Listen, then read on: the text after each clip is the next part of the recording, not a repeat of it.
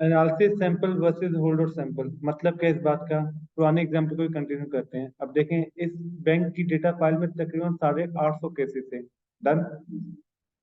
आपने 700 केसेस को यूज किया और उन 700 केसेस की बेस पे आपने बाकी 150 केसेस को प्रिडिक्ट किया। अब बैंक के माइंड में ये बात आ सकती है कि आप जो मुझे प्रिडिक्ट करके दे रहे हो कि ये डिफॉल्ट करेगा या ये डिफॉल्ट नहीं करेगा, मैं कैसे मान लूं कि आपकी प्रिडिक्शन ठीक होगी। हो सकता है आपकी प्रिडिक्शन गलत हो। वैलिड है। अब हमने बैंक को ऑफर कर दी।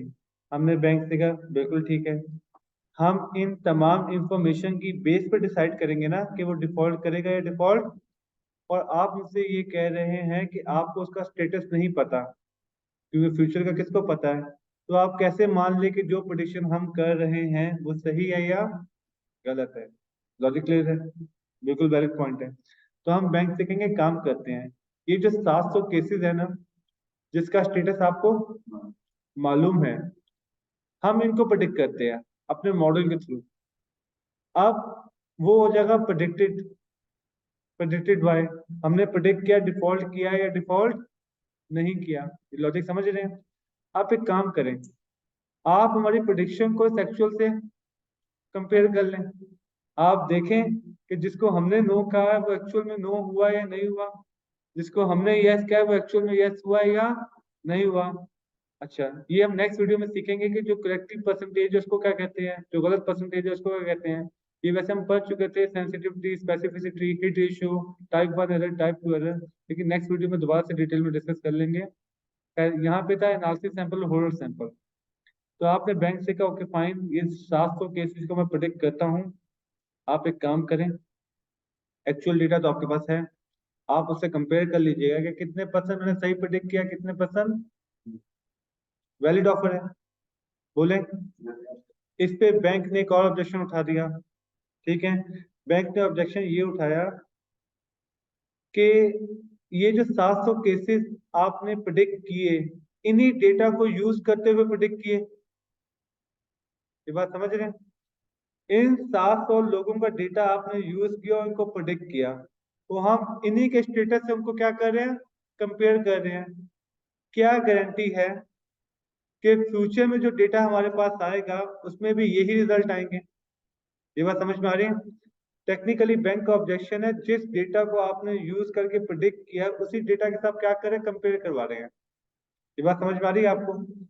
फ्यूचर में न्यू डेटा है, इस बात की क्या गारंटी है कि जो डेटा आपके मॉडल बनाने में यूज नहीं हुआ उसमें भी प्रिडिक्शन ठीक होगी।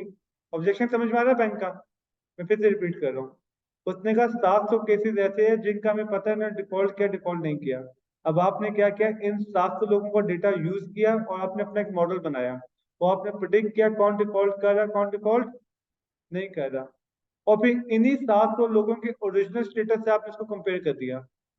अब उनका ऑब्जेक्शन ये है कि जिनको आपने प्रिडिक्ट किया उन्हीं का डेटा यूज किया। सही है। फ्यूचर में जो डेटा आएगा उसमें भी सेम रिजल्ट आएंगे नहीं आएंगे, हम कैसे मान लें। अब इसका आंसर क्या है। कितने लोग ऐसे हैं जिनका स्टेटस मुझे पता है कि उन्होंने डिफॉल्ट किया नहीं किया। 750 है ना। 750 है ना। 750 ऐसे लोग हैं जिनका मुझे पता है कि उन्होंने डिफॉल्ट किया या नहीं। मैं बैंक से कहूंगा एक काम करें, आप मुझे सिर्फ 500 लोगों का डेटा दे दें, बाकी 250 का डेटा मुझे।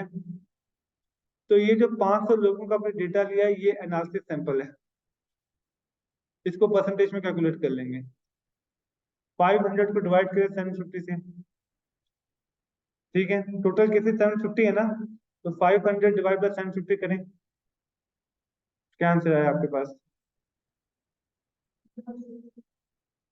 0.67। तो आपने कहा मेरा एनालिसिस सैंपल है 67%। एनालिसिस सैंपल कितना है, 67%। होल्ड और सैंपल कितना हो गया, 33। अब आपका पॉइंट सुने, आपने उनको क्या पॉइंट दिया। आपने कहा मैं सिर्फ 500 लोगों का डेटा यूज करूंगा और उसके ऊपर मॉडल बनाऊंगा। डन। जो बाकी 250 लोग हैं, क्या मैंने उनका डेटा यूज किया।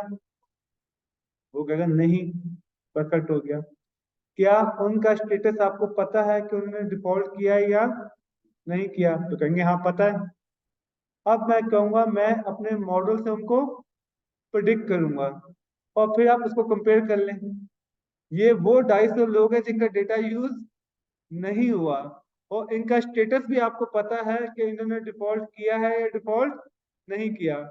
अगर इन पे मेरा मॉडल अच्छा प्रिडिक्ट कर गया, तो इसका मतलब है फ्यूचर में जो डेटा आएगा, जो मॉडल बनने में यूज नहीं हुआ, उसकी प्रिडिक्शन भी ठीक होगी। ये लॉजिक समझ में आ रही है? फिर से स्टार्ट करते हैं। देखें, ये जो 750 के बाद के जो 150 केसेस है ना, ये तो बैंक को भी नहीं पता कि डिफॉल्ट करेंगे डिफॉल्ट नहीं करेंगे। लेकिन 500 से लेकर 750 तक जो केसेस है, वो बैंक को पता है किसने डिफॉल्ट किया किसने डिफॉल्ट नहीं किया। मैंने वो डेटा यूज नहीं किया, तो मैं उनसे कहूंगा कि भाई साहब एक काम करते हैं, एनालिसिस सैंपल पे काम करते हैं, वो 1% होल्ड आउट के रख लेते हैं। नॉर्मली हमें 70% एनालिसिस रख लेना चाहिए था, 512 केस बन जाते हैं। ठीक है, लेकिन हमने 500 ही ले लिए। तो एनालिसिस सैंपल वो सैंपल होता है जिसके ऊपर एनालिसिस करके हमने मॉडल डेवलप किया होता है, और होल्ड आउट सैंपल वो सैंपल होगा जिसके ऊपर हम उस मॉडल को टेस्ट करेंगे। होल्ड आउट सैंपल का डेटा हमारी कैलकुलेशन में यूज नहीं हुआ होता। समझ रहे हैं क्यों नहीं यूज होता? इसकी लॉजिक समझ में आ गई? यही काम हम लीनियर रिग्रेशन में भी करते हैं, हर जगह कर सकते हैं। जब भी हमने प्रिडिक्शन करना है तो इसमें होल्ड आउट सैंपल और एनालिसिस सैंपल कंसेप्ट आएगा। ये बात समझ में आ रही है? हम कहेंगे एक काम करें, जो डेटा आपके पास है आप हमें 70% डेटा दें, बाकी 30% डेटा, लेकिन उसके स्टेटस आपको पता होना चाहिए। हम उस 70% डेटा में मॉडल बना के प्रिडिक्ट करेंगे, आप अपने रिमेनिंग 30% डेटा पे चेक कर लें कि रिजल्ट कैसे आए। अगर रिजल्ट अच्छे आते हैं, हमारी प्रिडिक्शन ठीक होती है, इसका मतलब फ्यूचर में भी हमारी प्रिडिक्शन ठीक होगी। ये बात समझ में आ गया? तो इसलिए सॉफ्टवेयर आपको दो रिजल्ट देगा, कहेगा एनालिसिस सैंपल में ये रिजल्ट आए, होल्ड आउट सैंपल के ये रिजल्ट आए। माने हिट रेशियो, जैसे हमने पढ़ा था, हिट रेशियो का मतलब था correctly identify cases. Hit ratio का मतलब क्या था? Correctly identify cases. हो सकता है एनालिसिस सैंपल में हिट रेशियो 92% आए, होल्ड आउट में 85 आए। इसका मतलब क्या है? जिसका डेटा हमने यूज करके उसको प्रिडिक्ट किया उसमें 92% एक्यूरेसी है, लेकिन जिनका डेटा यूज नहीं हुआ था उनकी एक्यूरेसी कितनी है? 85%। इसका मतलब है फ्यूचर में जो लोग आएंगे उसकी भी एक्यूरेसी 85% होने के चांसेस रहता है। तो बेसिकली ज्यादा जो रिलाई किया जाता है ना, वो होल्ड आउट सैंपल के ऊपर हिट रेशियो पे रिलाई किया जाता है, क्योंकि उनका डेटा यूज नहीं किया गया लेकिन उनको प्रिडिक्ट किया गया है। Analysis sample hold out sample समझ में आ गया? देन एक आखिरी एग्जांपल करते हैं। क्लास में 100 बच्चे हैं, मैंने 80 बच्चों का डेटा यूज किया, उसकी बेस पे एक मॉडल बनाया, और जो रिमेनिंग 20 बच्चे हैं मैंने उनके बिहेवियर को प्रिडिक्ट किया। तो इसमें एनालिसिस सैंपल क्या था? 80%, और होल्ड ऑफ सैंपल क्या था? 20%। डन। अगर 20% पे मेरा रिजल्ट अच्छा आ जाता है, तो मतलब फ्यूचर में जो बच्चे आएंगे उन पे भी अच्छा आएगा। ये बात समझ में आ गई? ये फर्क था किसका? एनालिसिस सैंपल का और होल्ड ऑफ सैंपल का। डन। अच्छा, इसमें एक और रूल याद रखेगा, एनालिसिस सैंपल की परसेंटेज होल्ड आउट सैंपल की परसेंटेज से ज्यादा होनी चाहिए। प्रेफरेबल यही होता है कि एनालिसिस सैंपल की परसेंटेज होल्ड आउट सैंपल की परसेंटेज से ज्यादा। पॉइंट नंबर 2, वो जो आप 70% केसेस सिलेक्ट कर रहे हैं वो रैंडमली करिएगा, कोई बायसनेस नहीं होनी चाहिए। समझ रहे हैं? वो जो 70% केसेस सिलेक्ट करेंगे कैसे करेंगे? रैंडम भी सिलेक्ट करेंगे। रैंडम नंबर जनरेटर हर सॉफ्टवेयर में हो जाता है, और रैंडम सैम्पलिंग करके खुद ही आपको सिलेक्ट करके दे देगा। एक वीडियो में अभी आप कुछ पे भी बना देता हूँ कि एसपीएसएस कैसे सिलेक्ट करता है केसेस, वो आपको खुद ही रैंडमली 70% केसेस सिलेक्ट करके दे देगा। जो भी परसेंटेज आप उसको बोलेंगे, 60 बोलेंगे, 65 बोलेंगे, 80 बोलेंगे, जो भी आप उसको परसेंटेज देंगे ना, वो खुद ही केसेस सिलेक्ट करके आपको दे देगा। क्लियर हो गया?